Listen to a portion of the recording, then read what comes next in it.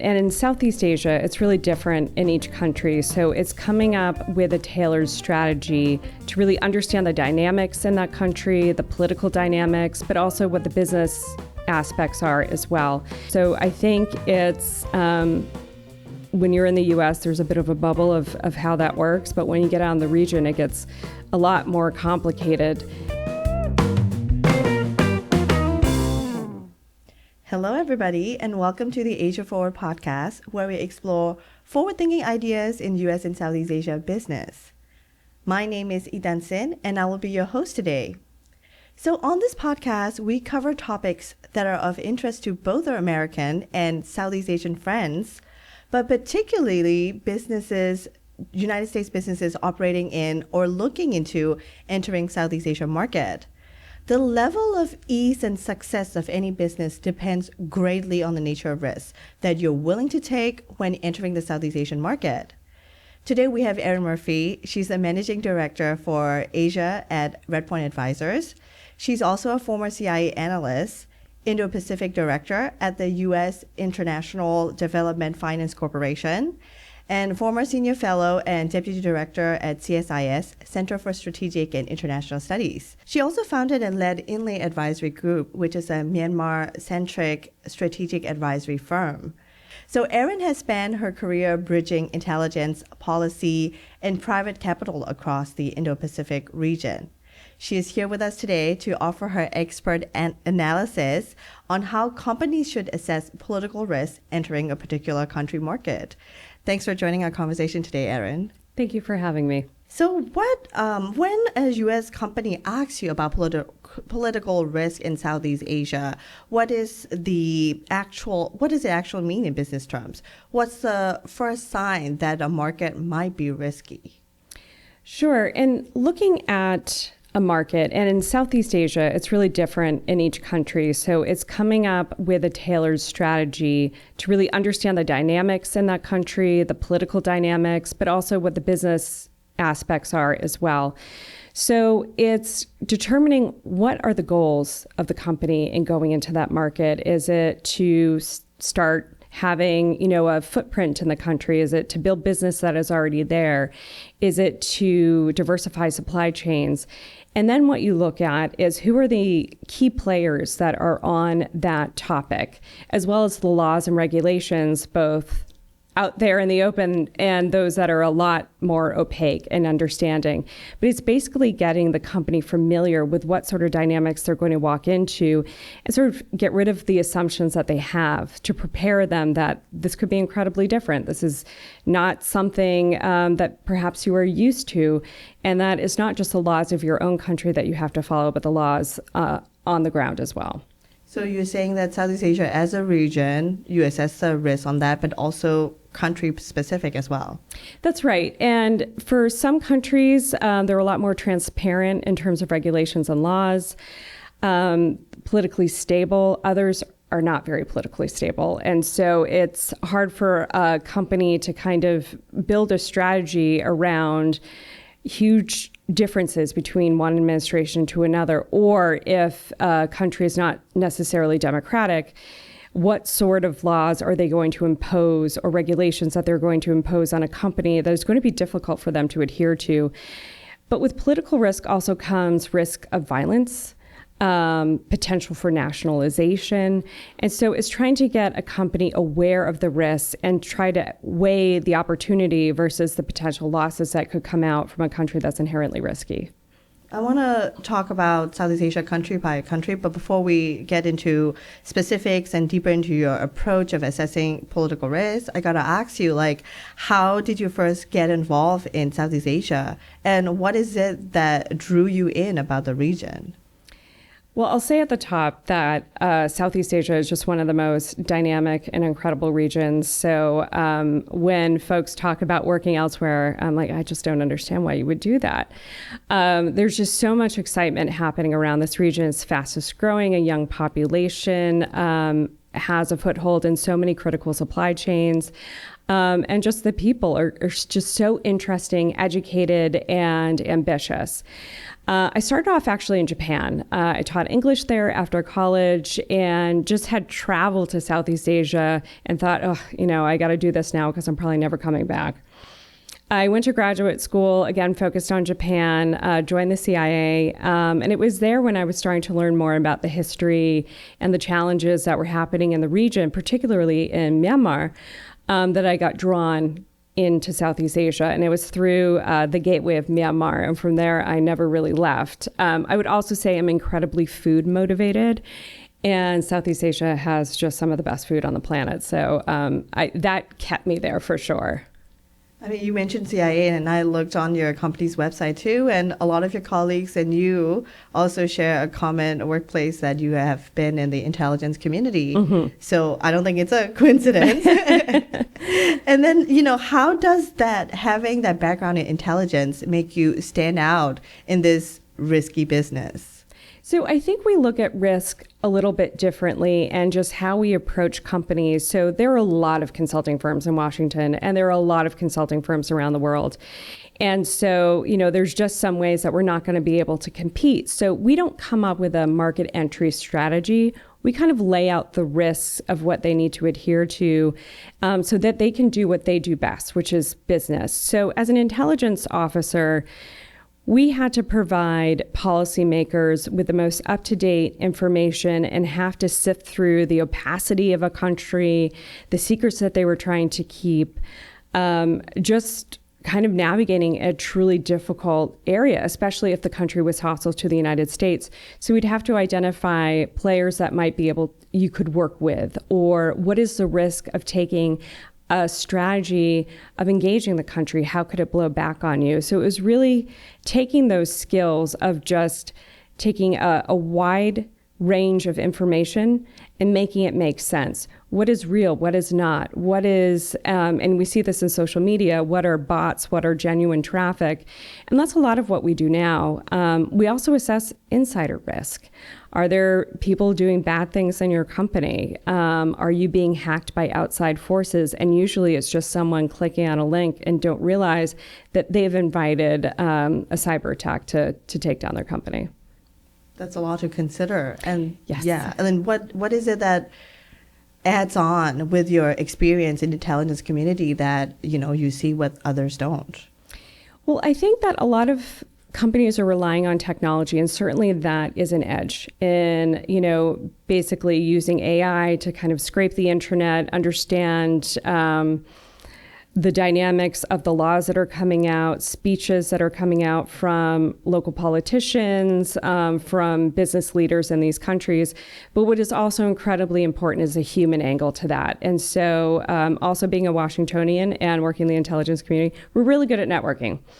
So making sure that we have those contacts, that we have a trusted network of people who trust us and we trust them to really kind of understand what's happening. So we use these tools, whether it's technology or understanding the sector, but also bringing in the human element to really understand what's happening so that a company can be aware, can make the right decisions, and navigate difficult times.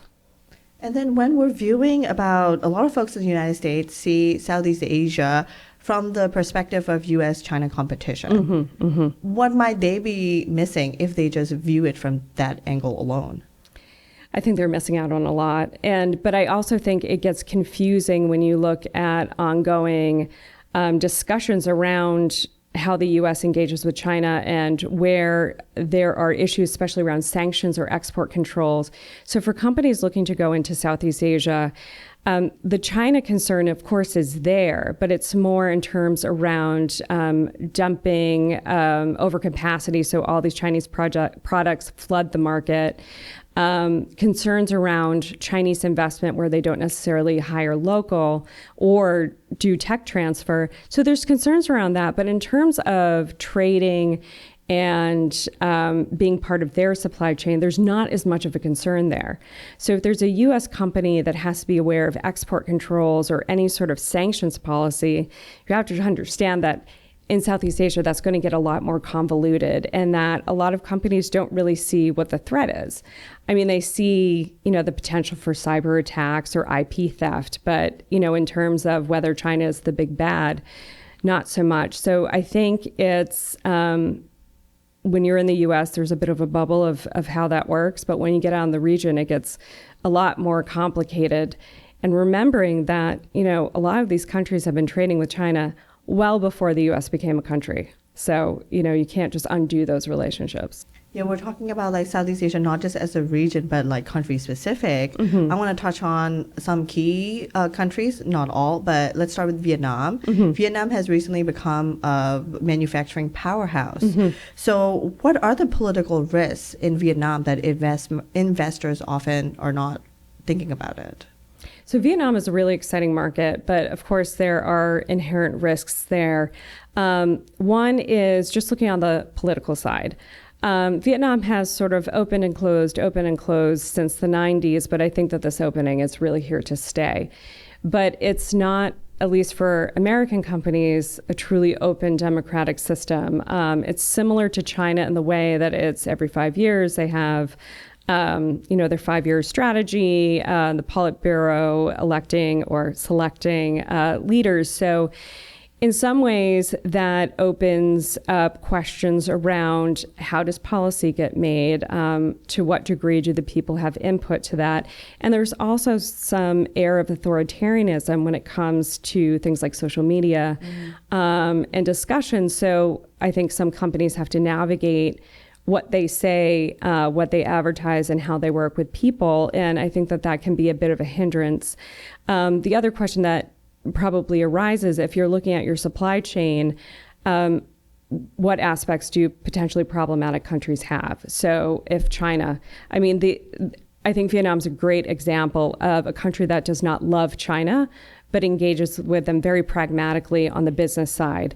So, how do you deal with a country like that when China is certainly involved in many aspects? So it's a manufacturing powerhouse, not only for U.S. companies or companies that sort of diversified out of China, but for China as well.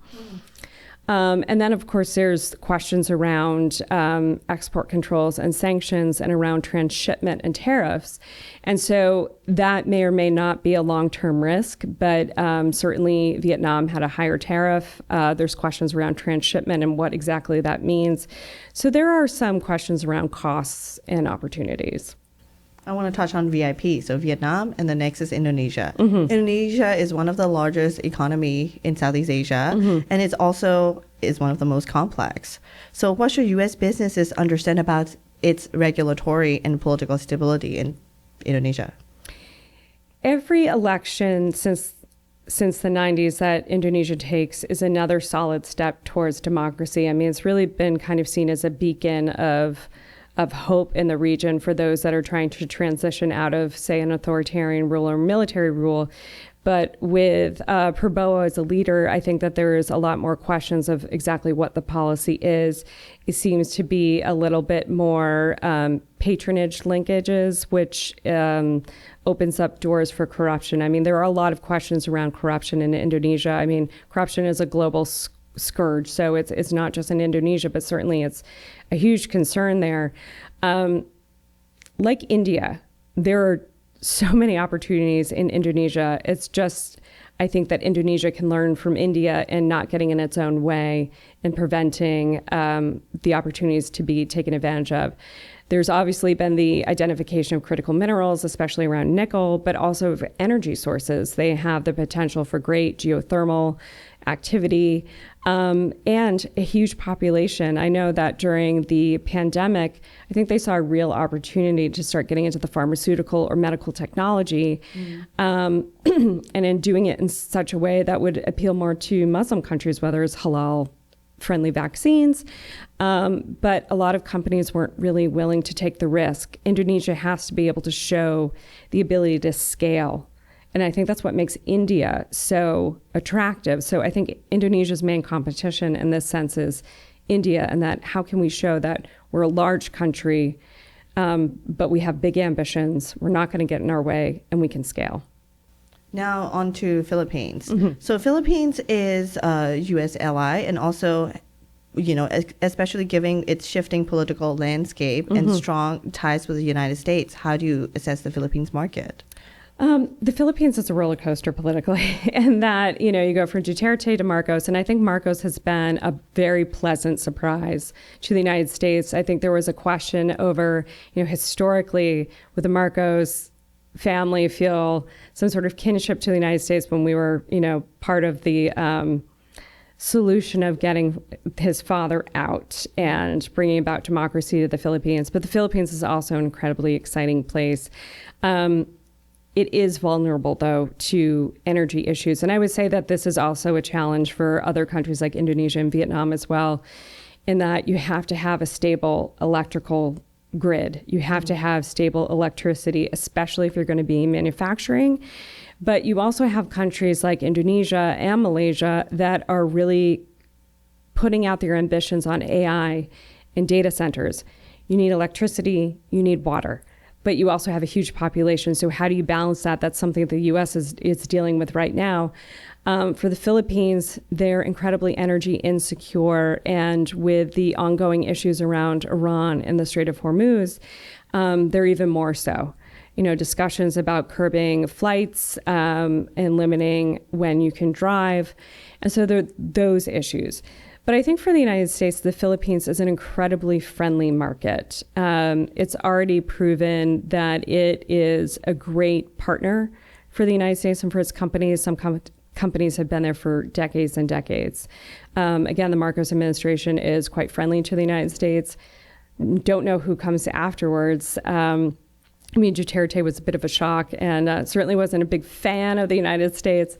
And there's always a question of, which way are the Philippines going to fall, pro-China or pro-the United States? Right now, we have a couple of good years ahead of us, probably, and we'll see what comes afterwards. But, I think that there are a lot of opportunities, including on pharmaceuticals, but also in the AI internet revolution sort of supply chain. Thank you, Erin. And to our viewers, if you're enjoying our conversations, make sure to click subscribe on our channel. You mentioned data centers, and Malaysia has plenty of that, but it also have frequent governmental change in the recent years. And so what does that mean for regulatory stability? It throws a lot of question into what's going to happen. You also look at Thailand as well, where there's always political change, but for the most part, there hasn't been as much capital flight, partly because the business community is fairly strong. That's not to say that it isn't chipping away at it and slowing growth, but recognizing that business and investment keeps the country going, that touching regulation is not necessarily going to be as big a concern.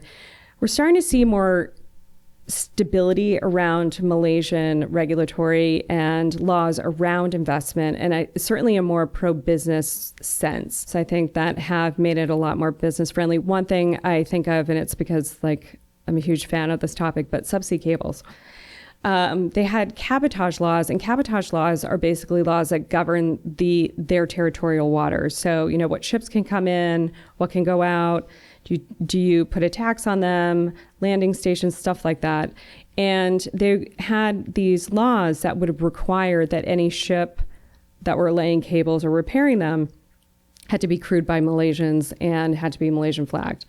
Really realizing that we're losing a lot of business from the hyperscalers like Amazon, Microsoft, Meta, I'm forgetting the other one, Google, that they were losing out business. And it was really Singapore that was getting quite a lot in other countries as well. So they got rid of the cabotage laws, or at least amended them enough that now they're like, okay, great. This is a lot more opportunities for us to have these subsea cables land. They go straight into the data centers, and then that makes them a lot more connected. Indonesia, on the other hand, does have cabotage laws and is making things very difficult, especially as companies are trying to avoid the South China Sea or Taiwan Strait, to be able to have this connectivity that is so important. So I think that, having many changes in government, it behooves the country and its technocrats to try to keep certain things level, or at least, all we're looking for is progression or whatnot, rather than sort of a slide back into more protectionist regimes, which I think there's bigger question over Indonesia, But, the more you keep that stable, the political side becomes a little less of a concern. I mean, you compare Malaysia to Thailand, where Thailand has like a lot of political changes, but also somewhat not impacting that much on the economic growth. But Thailand is similar to Philippines in the sense that it's also a U.S. long-term ally as well.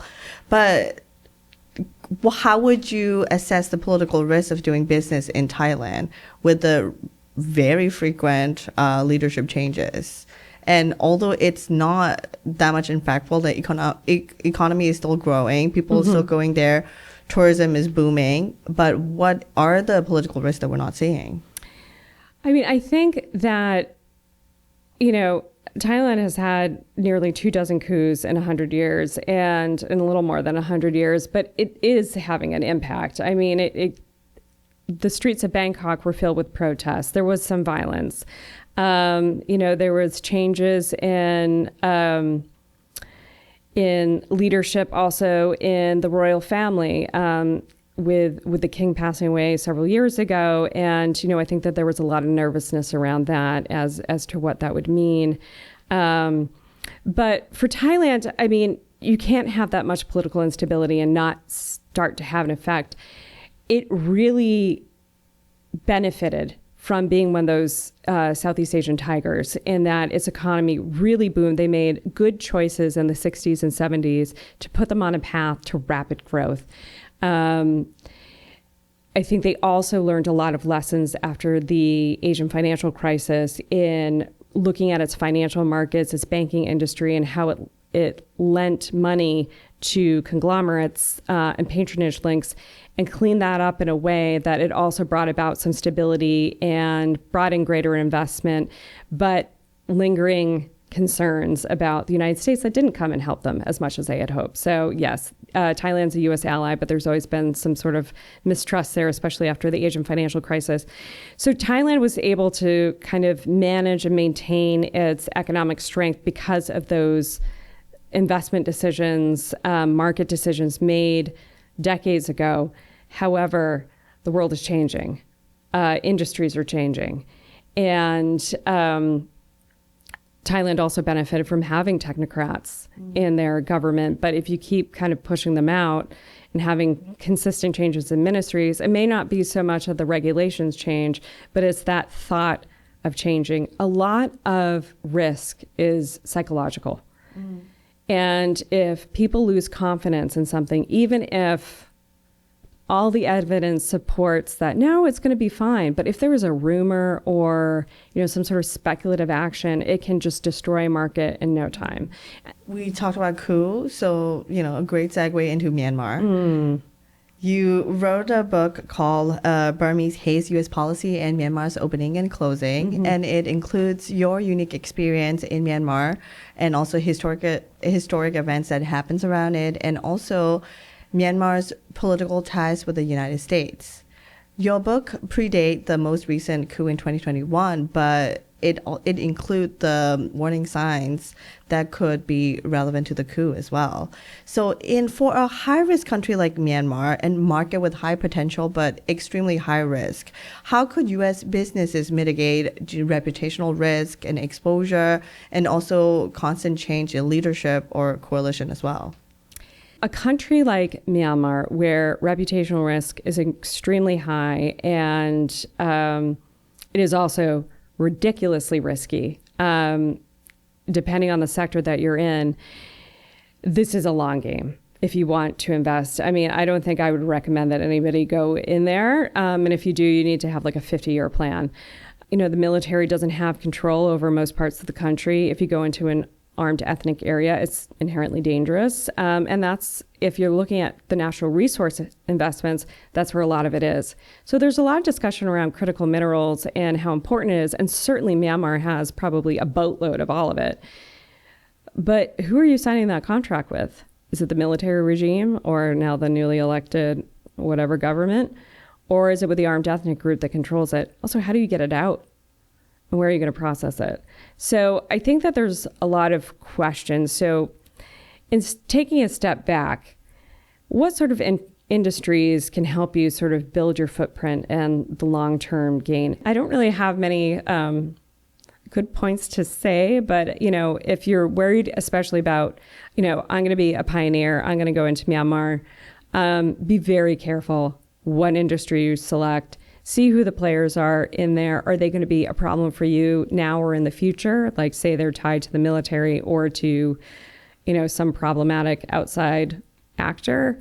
And what is the likelihood that the government is going to intervene in your business, which I think in a country like Myanmar is very high. Yeah, the question is like if U.S. businesses or companies are thinking about engagement, right? And then also sanction and reputation exposure. Myanmar is a extremely risky country in terms of political risk, but does it have equal high rewards, and what's the opportunity there? Yeah, I think that's a good question. For something like this, and you can see it even in the early days of the United States, like the country needs infrastructure, for example. Everyone talks about, who knows the country knows that it is in the most strategic location between China and India. Access to the Bay of Bengal used to, in the 50s, be like a hub for the region, for airlines, for ships, for rail. A lot of that has really gone by the wayside. It hasn't been maintained, or it's been destroyed over the years by ongoing conflict.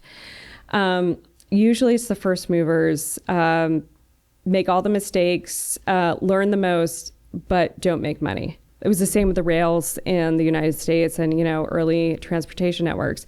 But the second generation that comes after them are the ones that really succeed. So, do you want to be the first mover? Unclear. Say you're advising a U.S. company thinking about entering Southeast Asian market for the first time. Mm-hmm. So what are the first 3 things you would advise they do before committing capital?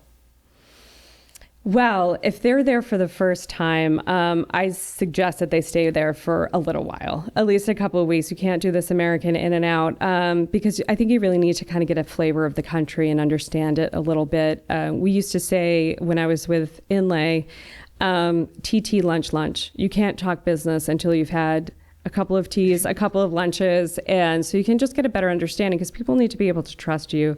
Now, it's not just Southeast Asia, but I think it is incredibly important to have that face time and for people to get to know you. And just the in-person is really, really important. I think the second step is, what sort of presence do you want on the ground? Maybe you put one person there, maybe you put someone in a hub so that they can travel back and forth. But it's really important to have someone there. It's an investment, it's a risk, but just to get them familiar with the region, and maybe it's 6 months, maybe it's a year. You put them in Bangkok, you put them in Manila, you put them in somewhere, or even Singapore. And then just kind of, what I would do is, what are you good at? Start seeing who the players are, engage with the government, understand the lay of the land, what are the needs and wants, but also understanding what is the demand. So yes, you could have, this great infrastructure idea, but you need all these requirements. Well, if the country isn't capable of assisting, whether it's environmental, social impact assessment or whatnot, maybe just too expensive. But also, what is the capacity to absorb what you have to offer? Maybe it's just not the opportunity, like luxury goods. Like maybe it's just not the market for it right now. That doesn't mean there's not a demand.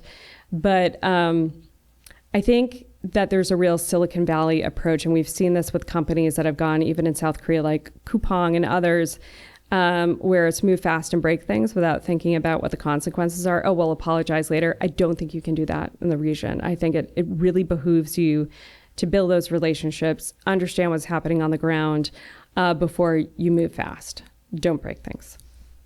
Great advice.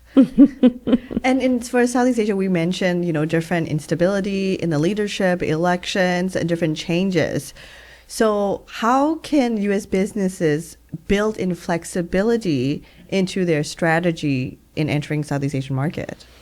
So I think, and especially when you see a case like Myanmar and having these decision points of, when is it time for us to put a pause and go? Like, this is just not our time.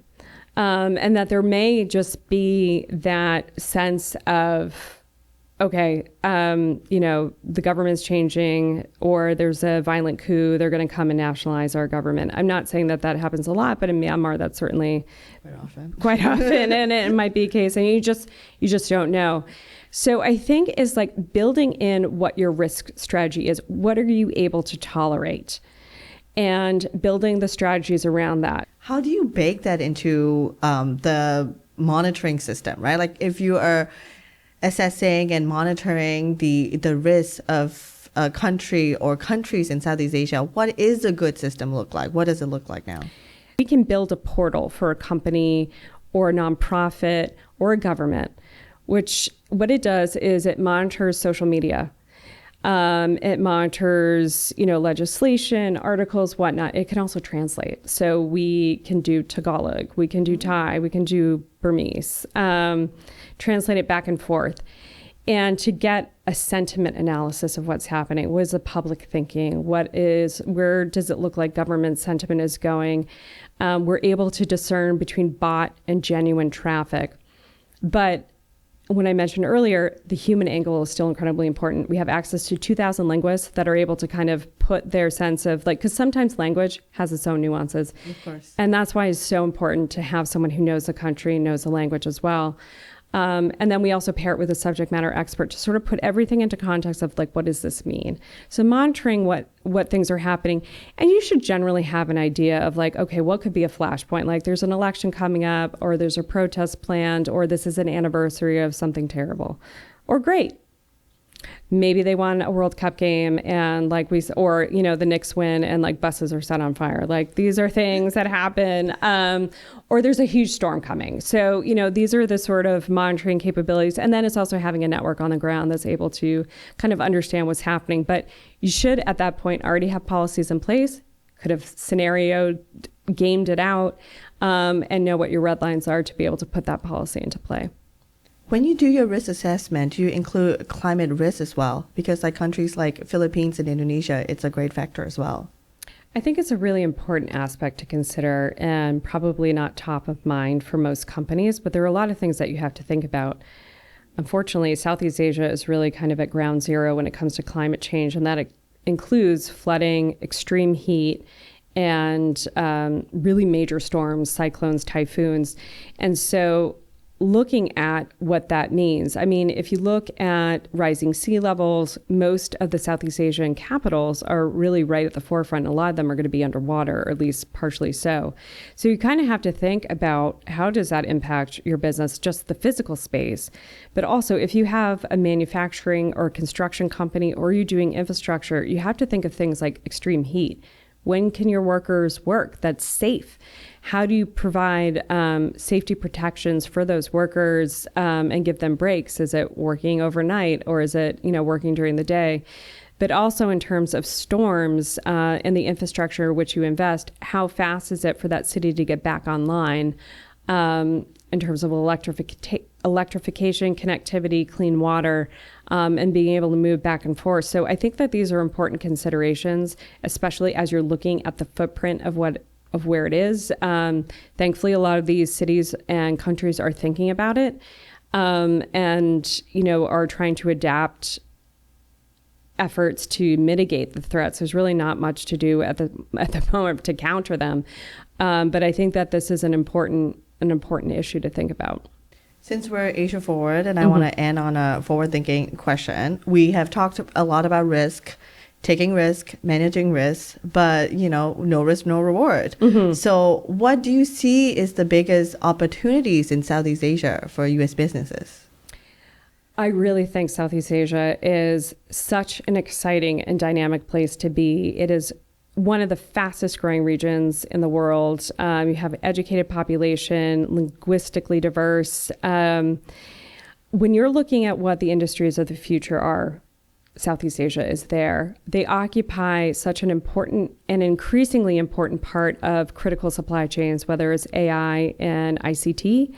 But I think increasingly so, biomedical pharmaceuticals, which, again, as we discovered in the pandemic, is incredibly important to have either a hub and spoke system or just to be able to diversify so that when one country is in trouble, another can step up. So, for example, Vietnam manufactures measles vaccines. That's great. That's great for the region and being able to have that capacity. But, for them to be able to do that suggests that they're able to do more. And, you also have a lot of research facilities there, especially on tropical diseases that, with climate change and mosquitoes spreading all over the place, that's a place where you're going to learn the most to prepare for the future. I think the other thing is that Southeast Asia also has a lot of great lessons to teach the rest of the world in how they're building their cities and doing such interesting and unique things, either with AI or with city planning. So, Bangkok has been moving forward with this park that also serves as sort of a sink for flood waters. And so, these rice paddies, but it's also a public park. So it helps with flood mitigation, but is also growing food, not on a mass scale, but also as a place for people to meet and engage. And, I think that's really nice to have that sort of thing. Also, for folks that love food, and I think we've definitely seen this in the World Cup with people trying food from America and Mexico and Canada and just being in love with tacos, barbecue and whatnot. Southeast Asia is the future of food. It is so good. It is if you're just based on tourism alone, there's so many amazing places to see and to taste. So I highly recommend it. That's the biggest highlight in the opportunity. Yeah, food. And Erin, thank you so much for joining our conversation today and sharing your expertise on how you would analyze and assess political risk for U.S. businesses in Southeast Asia. Thank you for having me. And to our viewers, thanks for sticking till the end. And full episodes are always available on YouTube, Spotify, Apple Podcasts, and wherever you get your podcasts. And don't forget to subscribe for more conversations on U.S. and Southeast Asia business. Check out our website at asiaforward.org. And we are also on social media on Instagram and also LinkedIn as well. My name is Ei Thant Sin, and I'll see you next time.